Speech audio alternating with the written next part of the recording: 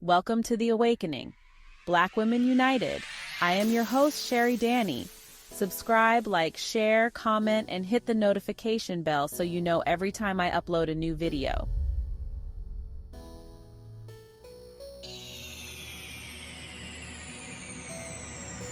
In his essay, Bridging the Black Immigrant Divide, Alan Jenkins, executive director of the Opportunity Agenda, observed that the public conversation about immigration policy, as reflected in the mainstream media, focused in part on the relationship between African Americans and immigrants.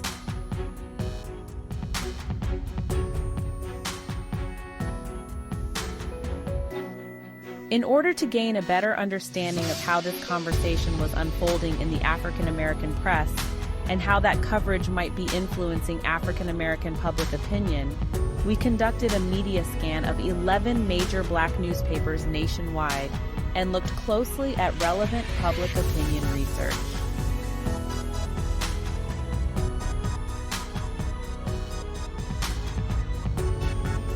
Media content analysis. Major findings. The immigration debate as it is being played out on the national stage is not a high priority for the African American press in terms of its regular news coverage. The competition and conflict frame is not a dominant frame in the African American press news coverage. Readers of African American newspapers are being exposed to a range of political views through the publication of thoughtful op-eds and columns by African American leaders and thinkers who are writing about the immigration issue as it affects African Americans. The African American press has shown interest in stories about Black immigrants and refugees from Africa and the Caribbean. Shared injustices such as police abuse, low-wage workplace conditions, and discrimination. African American local officials who take pro-immigrant stances.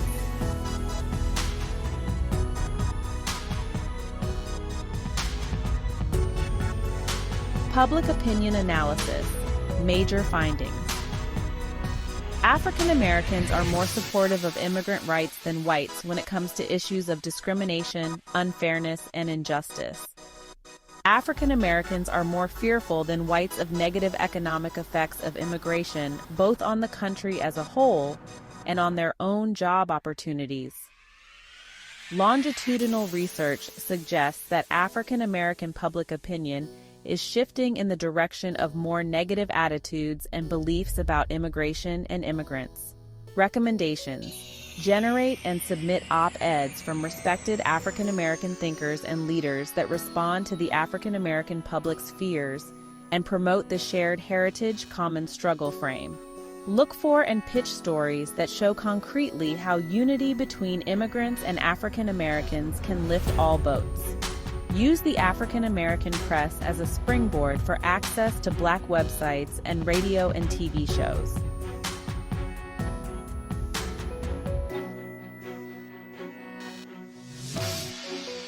The National Newspaper Publishers Association, or NNPA, estimates the size of the Black print media's audience at 15 million. With an average age of about 44, readers of Black newspapers are younger than mainstream newspaper readers, who average 55 years. 90% of the Black press audience is high school graduates, with 6 in 10 having attended college. Much of the public conversation about immigration policy among African Americans during the period covered by our scan was taking place on talk radio. Arbitron, the giant media and marketing research firm, estimates that Black news/talk/information programs capture 2.2 million African American listeners each week.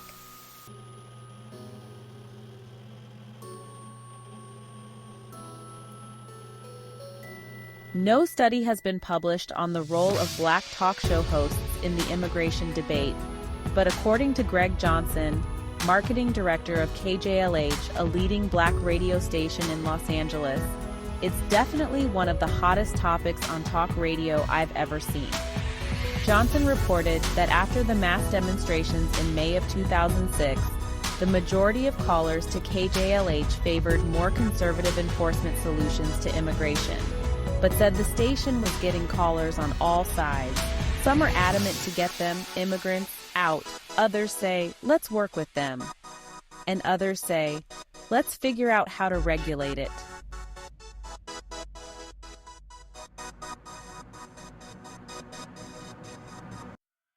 A year later, progressive African-American columnist Alberta Phillips, who writes for the Austin American-Statesman, observed that although African Americans are the most loyal supporters of the Democratic Party, when it comes to the politics of illegal immigration, they often sound more like right-wing Republicans.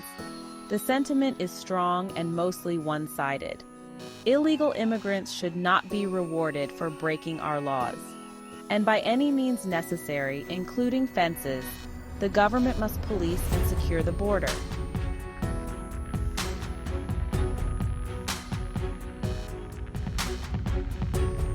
One prominent talk radio personality who has weighed in heavily on the Black immigrant divide is Warren Ballentine, who bills himself as the people's attorney. Ballentine has a syndicated show that airs on XM's The Power and other Black-oriented stations and programs. He takes a strong anti-immigrant position.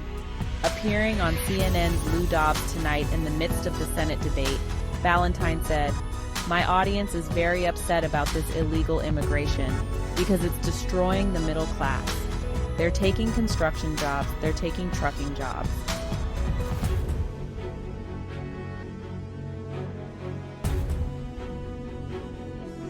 The Black print media, however, has not adopted this negative frame. While showing little interest in reporting on the national debate over immigration policy per se, the African American press is hospitable to commentary on various aspects of the immigration issue, and reporters are writing stories about shared injustices, whether at the hands of the police or the employer. Major findings. The immigration debate, as it is being played out on the national stage, is not a high priority for the African American press in terms of its regular news coverage. The competition and conflict frame is not a dominant frame in the African American press's news coverage. Readers of African American newspapers are being exposed to a range of political views through the publication of thoughtful op-eds and columns by African American leaders and thinkers who are writing about the immigration issue as it affects African Americans. The African American press has shown interest in stories about Black immigrants and refugees from Africa and the Caribbean, shared injustices like police abuse, low-wage workplace conditions, and discrimination, as well as African American local officials who take pro-immigrant stances.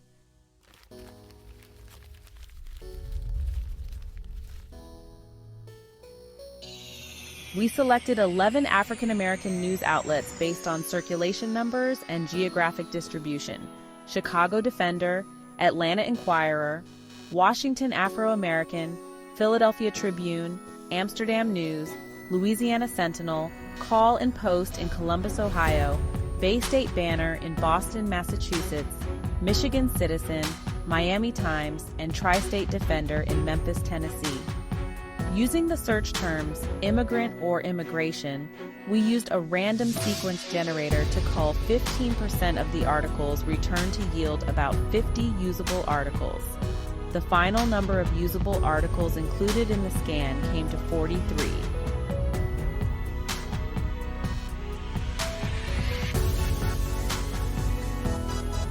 Topic summaries. May to June 2006 commentary. This batch includes 2 pieces by Jesse Jackson, both published in the LA Sentinel in 2 consecutive editions in May 2006. In the first, Jackson argued passionately for unity between Blacks and immigrants, emphasizing the common struggle frame.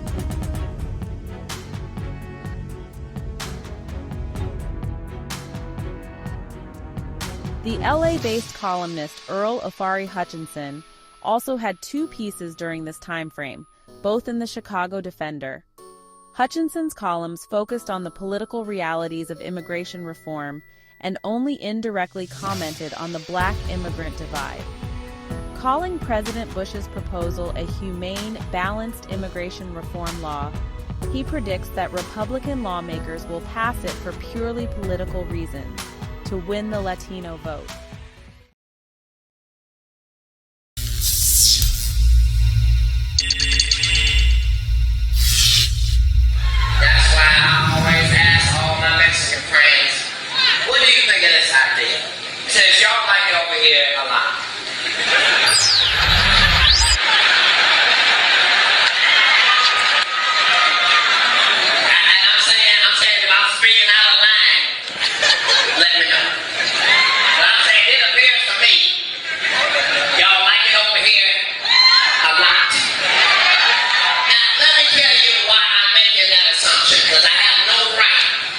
emoji to even make that assumption. But understand this. This is what gives me the right, and don't you get it twisted. If y'all had California and you loved it, then you shouldn't have gave that motherfucker up, nigga. You should have fought for California, goddammit. Since you loved it.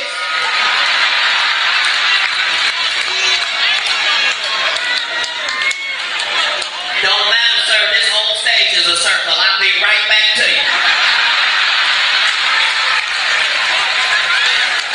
Because I'm saying, you think I'm just in Mexico and I'm defending America. Because are you Mexican? Do you know where Mexico is? No, this ain't Mexico. It used to be Mexico, motherfucker, and now it's Phoenix, goddammit.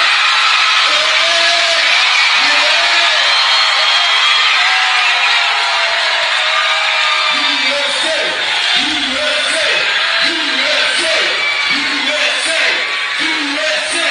Yeah, fuck you back, nigga. I bet you don't leave here and go to Mexico, motherfucker. Go get you some chicken speech. I'll put you cabrón.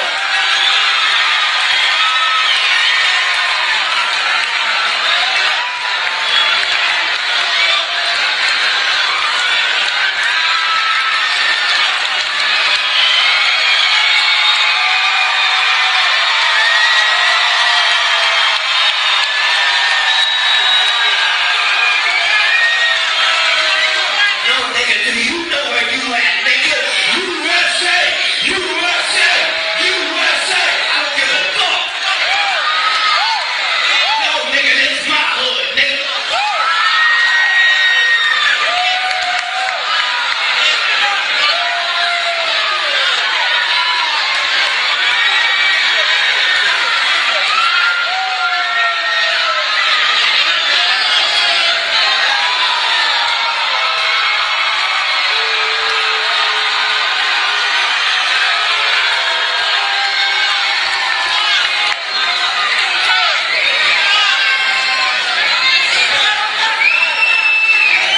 Fuck him.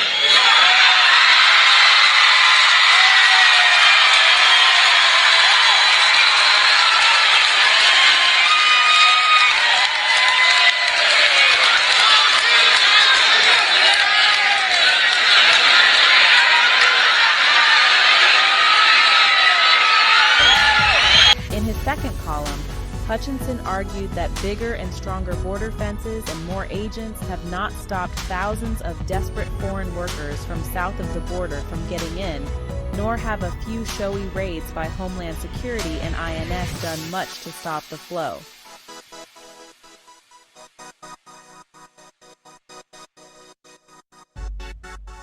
George Curry, the editor-in-chief of the NNPA news service and BlackPursusa.com, used his column in the Chicago Defender to warn African Americans that their civil rights movement was being eclipsed by the immigrant rights movement.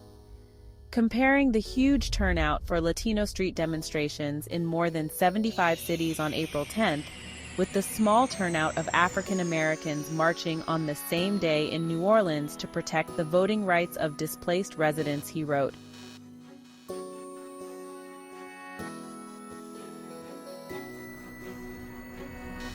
News reports. News coverage of the massive protests in May of 2006 was relatively sparse, as was coverage of the immigration reform debate in Congress. An article in the Amsterdam News about the Day Without Immigrants focused on the role played by labor unions in planning and executing the host of rallies, teach-ins, voter registration drives, boycotts, human chains, and other activities from New York to Los Angeles. The article concluded with a quote from labor leader Hector Figueroa, noting right-wing opponents' tendency to try to drive a wedge between the immigrants' rights activists and the African-American community by using the double-digit unemployment rate in that community as a justification for their extremist views. Figueroa concedes that it is important for everyone to see the immigrants' rights movement as part of a continuum that includes the civil rights movement. All workers suffer when one group of workers can be exploited.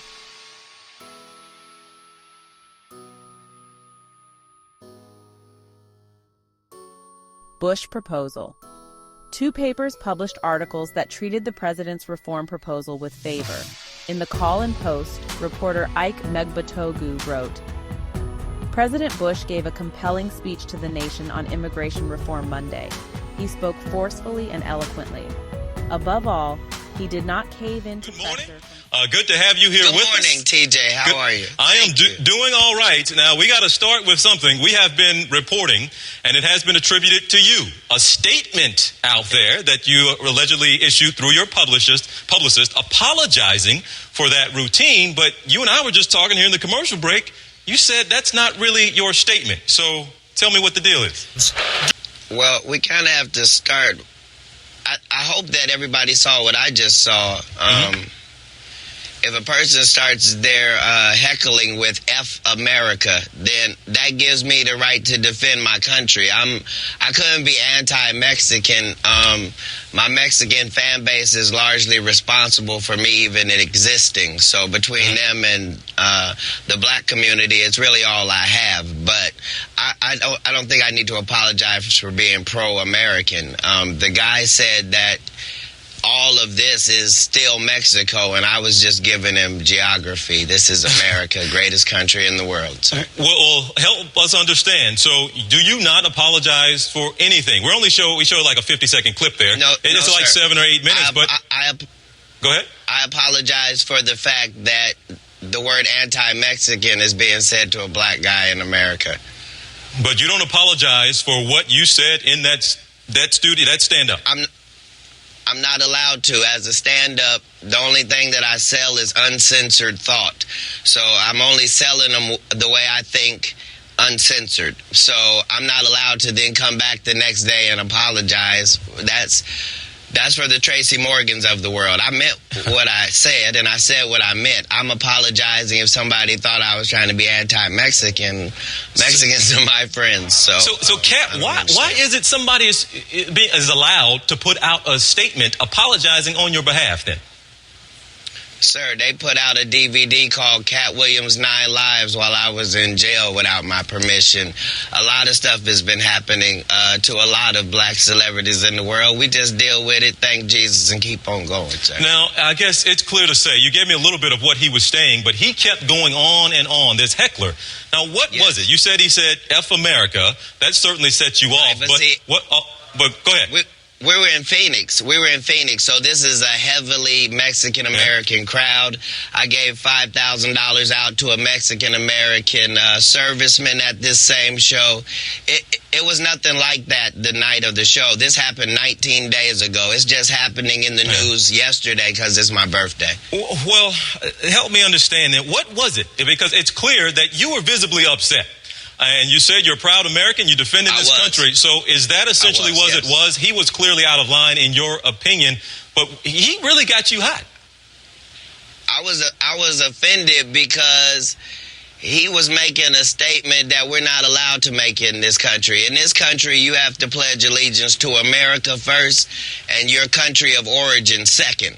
And so the fact that he was blatantly disrespecting the law that we all follow, black people work too hard to become black Americans in this society, and we were slaves here.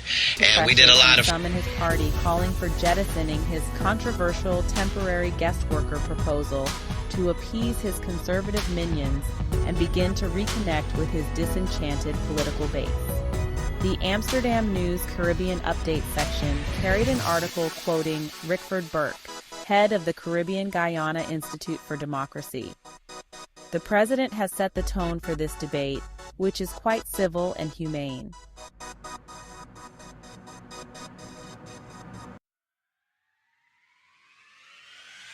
October to December 2006. Commentary. Reverend William D. Smart, Jr. of the LA Alliance for a New Economy and pastor of Faith Liberty Tabernacle, published a piece in the Sentinel calling for unity among service industry workers. African Americans once dominated the hospitality industry, but with the boom of immigrants migrating to the U.S. in search of a better life for their families, blacks saw their numbers dwindle. Now, as hotel workers across the country demand better conditions, they are also joining with African American community leaders to insist that African Americans share the benefits of this effort to transform poverty wage jobs into middle-class jobs. Both African Americans and immigrants have suffered under these conditions of low-wage work and poverty. It's time for a change. With African Americans increasingly taking a leadership role in the battle for economic justice, the Black community as a whole is beginning to see some rays of hope. But this equality fight isn't just a Black thing.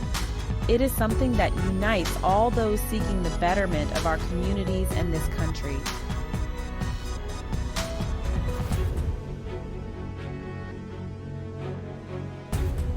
Beverly Julal and Clair Davis published an article entitled "Nation Enriched by Its Immigrants" in the Caribbean News section of the Philadelphia Tribune, in which they criticized anti-immigrant sentiments. The fact of the matter is that most immigrants do not take American jobs. The jobs that they fill are usually jobs that many Americans would prefer not to do or where labor shortages exist. A lot of them are farm workers. But even more importantly, many of them become entrepreneurs. Whose home is this anyway? History tells us that the only race of people that is native to this land is the American Indian. Others who call themselves Americans either migrated here willingly or were brought to this country in chains. Regardless of how we got here, we are all struggling to make a better future for ourselves and for our children. Can't we all just get along?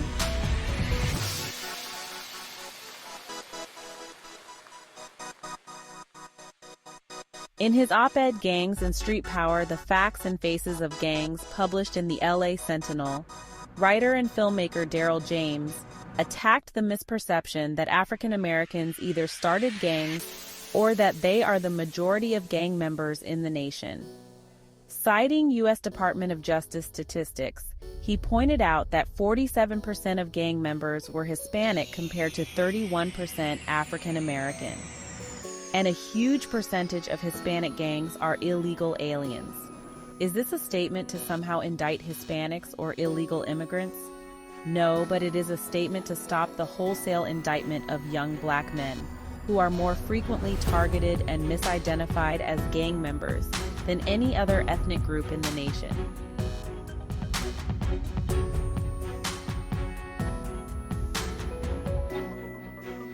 News reports.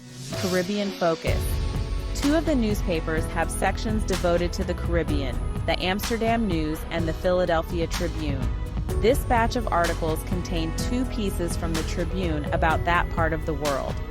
Jamaican Expatriates Help Homeland Grow was about the founding of the U.S. Diaspora Advisory Board. Debating Regional Brain Drain focused on the fact that 40% of the Caribbean community's most educated nationals have migrated elsewhere.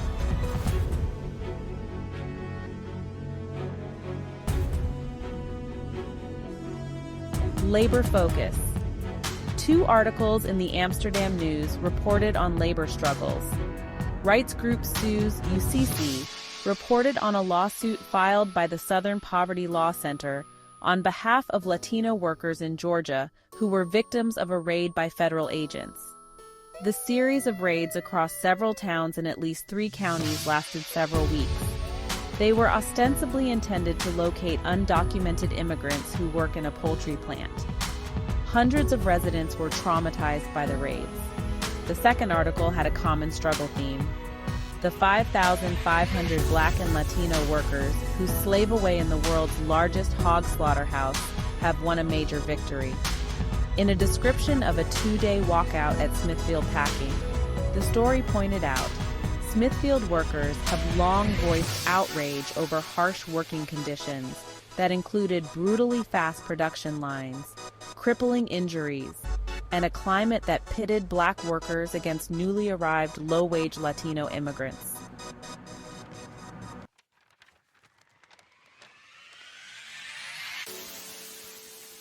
April to June 2007. Commentary 7. A syndicated column by Bill Fletcher, Jr., the past president of Trans-Africa Forum, was published in the Chicago Defender. Motherfuckers think they can live in this country and then still be allegiance to another fucking country. If you love another country more than you love America, motherfucker, then get to step into that bitch.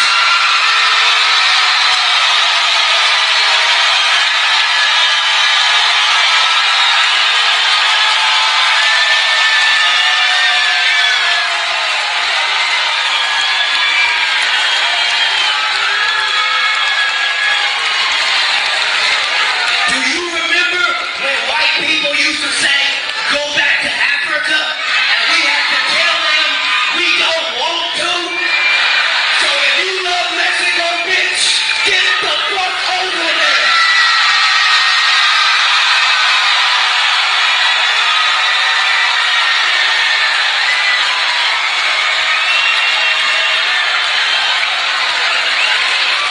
And as for my Mexican American homies, viva la revolution!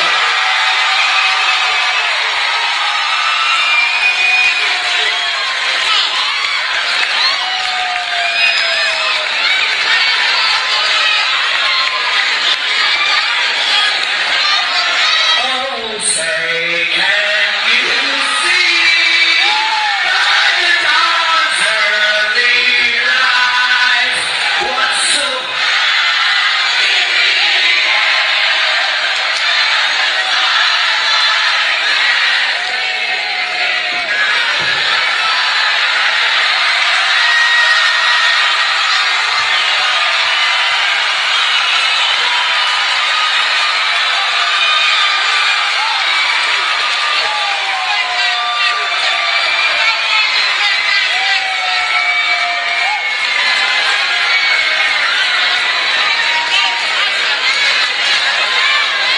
You don't know what my family did for this country, bitch.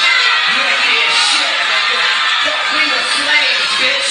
Y'all just work like that at the landscapers, motherfucker.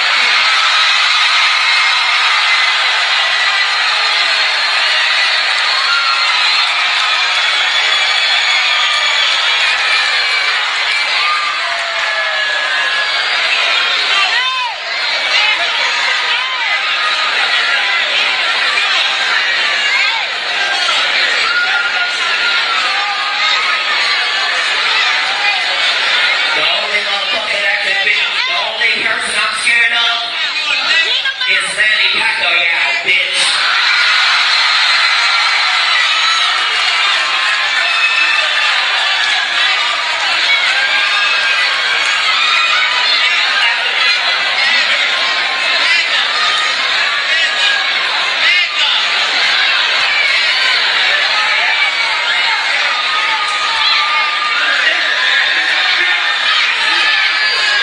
It's not even racial. You're a bitch.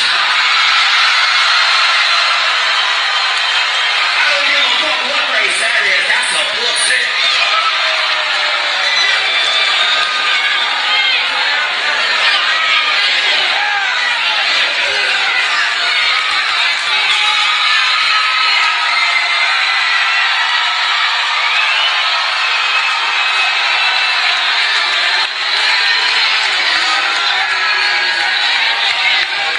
And leave him alone, because I don't want him in the parking lot. I want this pussy ass where I can see him. You want to go to the parking lot so you can bring out that rusty ass knife? His Tia gave him when he was 13. This nigga got a 22, he got it in his kid Sierra.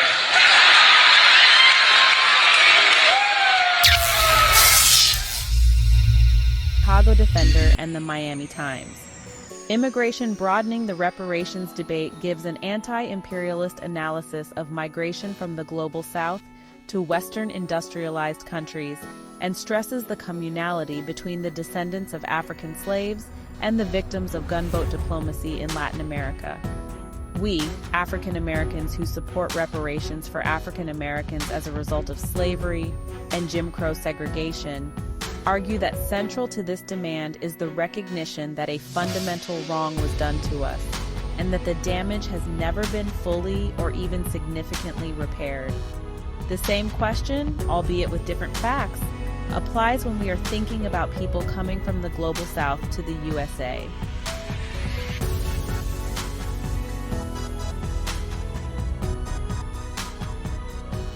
Judge Greg Mathis, National Vice President of Rainbow Push, published an op-ed in the Miami Times entitled, "Black People Want to Make a Living." It points to the rising unemployment rates in the Black community and takes issue with the guest worker proposal. It comes as a slap in the face that many believe a guest worker program is the solution to the country's worker shortage. The thinking behind the guest worker program makes sense. The United States wants to give those who come to our country an opportunity to earn a living and provide for their families. But what about Blacks, on whose backs the wealth of this nation was built?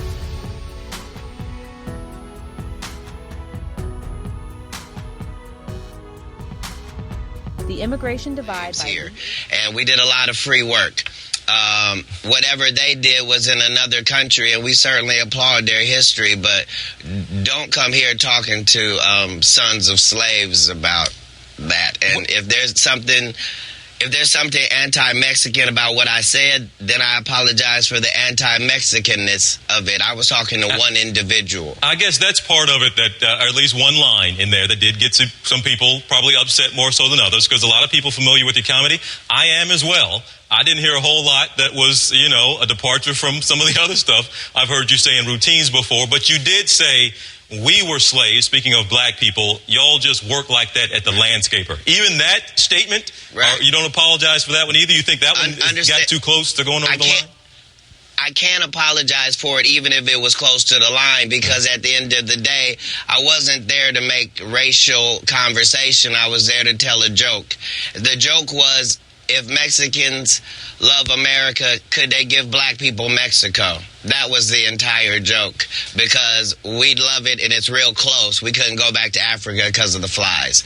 That was the joke. None of that's airing on the tape. This is an hour-and-a-half show, sir. Now, would you, do you understand, at least some people hearing that, and you were talking to one guy. It's clear that other people in the crowd were laughing at what you were saying to him, even as you were going off on the one guy. If I had disrespected Mexicans, I wouldn't have been able to get out of there alive, sir, with all due respect. But as people, do you understand why people who do hear it maybe do get offended by it, who maybe didn't read or listen to the whole 7-8 minutes of it, but just maybe read a few comments? You think they just have the wrong impression, or you understand why some might think the landscaper comment might have been offensive? Telling a Mexican like that guy to get to stepping back to Mexico, how that comes off as being offensive? No, he said that we were in Mexico. So let me just say this. Yes, I can see what you're saying, TJ. Yeah. And at the end of the day, I think those people should watch more of this CNN show so they can see there are real news factors going on in this country, things we should discuss, like our president versus football, rather than worry about what a comedian's saying. If you don't like me, don't come see me. If you do like me, I'm here for you. But I love Mexicans and I love Mexican Americans. But I love America overall. Let's be very clear about that. Any concern about how people might view you down the road, how this could impact your career down the road? People might not want to book you in Texas or Arizona or California. Sir. Wouldn't that be fantastic? Let's let that happen, but let the statement be that I'm a Christian, I'm straight. All right. Well, we will leave it there. Again, I'm glad we got to clear it up, because we have been, Kat, this morning. You, TJ. We have been talking about this morning an apology that Kat Williams sent out, and you're telling me that was not your apology. So that's important to note this morning. I just made my apology, TJ, live in front of CNN.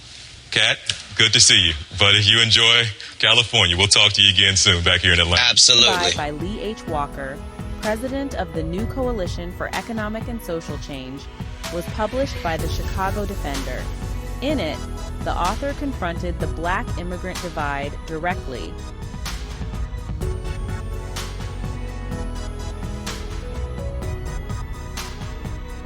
An editorial in the Columbus Call-and-Post observed that the issue of immigration is a tangled one for all Americans, and particularly in many ways for African Americans. It argued that the economic concerns of African Americans are legitimate. Jobs in some industries are being shifted to immigrant labor. But it cautioned readers about aligning themselves with nativists like Pat Buchanan and Bill O'Reilly, who do not have the interests of African Americans at heart. African Americans have a legitimate interest in ensuring that a job market that could offer upward mobility in tough times, at least at the bottom, is not flooded by illegal labor designed to keep wages cheap. At the same time, we must be careful that we do not find ourselves aligned with those whose interests may be totally antagonistic to our own.